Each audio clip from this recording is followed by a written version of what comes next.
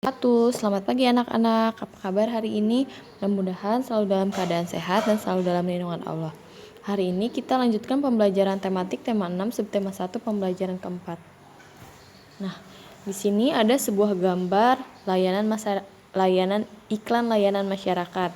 Nah, di sini ada sebuah gambar orang yang sedang membuang sampah ke sungai, diikuti dengan kalimat hentikan membuang sampah ke sungai. Nah, pernahkah kamu melihat gambar seperti di atas?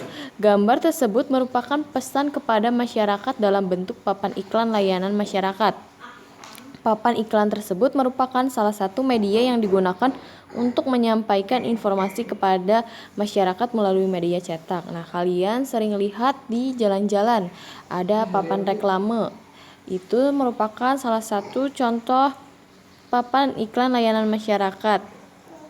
Nah, selanjutnya kita lihat ada dua buah gambar, yaitu yang pertama gambar sungai yang sudah tercemar oleh limbah-limbah sampah masyarakat, dan ada juga pantai yang tercemar oleh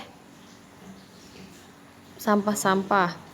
Nah, ini semua merupakan contoh perilaku negatif manusia kepada lingkungan. Nah, di sini kita akan bahas tentang pengaruh negatif interaksi manusia dengan lingkungan alamnya. Nah, manusia tidak dapat hidup tanpa mengandalkan lingkungan alamnya. Dari alam, manusia memperoleh banyak manfaat untuk memenuhi kebutuhannya. Pertanian, perkebunan, perikanan, peternakan merupakan bentuk-bentuk interaksi manusia dengan lingkungan alamnya untuk memenuhi kebutuhan hidupnya. Manusia memelihara alam sedemikian rupa agar dapat dimanfaatkan dengan baik untuk memenuhi kebutuhan manusia dan makhluk lainnya. Tetapi tidak semua interaksi manusia dengan alam berdampak baik bagi alam.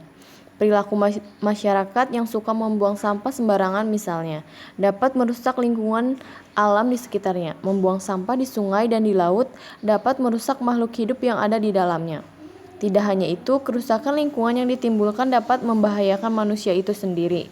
Interaksi manusia dengan lingkungannya yang kurang baik juga dapat menyebabkan beberapa bencana yang merugikan manusia dan lingkungannya. Contoh, terjadinya banjir karena saluran air yang terganggu oleh sampah dari kegiatan manusia.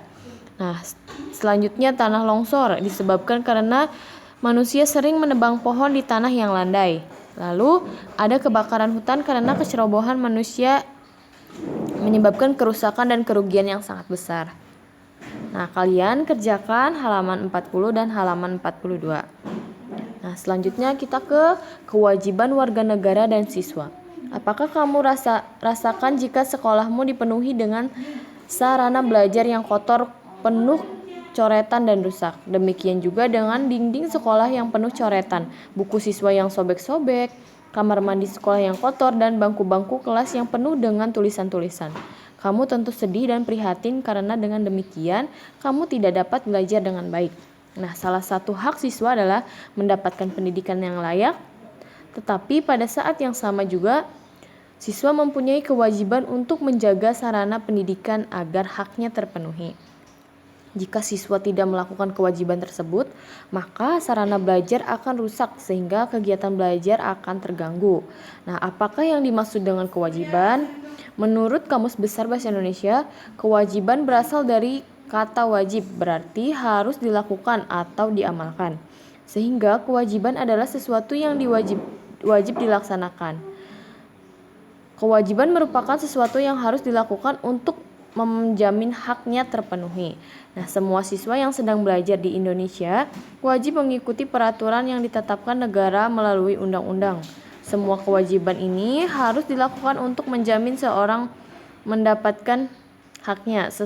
Seorang siswa berhak untuk mendapatkan pendidikan yang layak. Maka kewajiban siswa antara lain mentaati peraturan yang berhubungan dengan pendidikan, misalnya mentaati peraturan sekolah. Nah, setelah kalian membaca dan memahami teks tentang kewajiban negara dan siswa, kalian kerjakan halaman 45.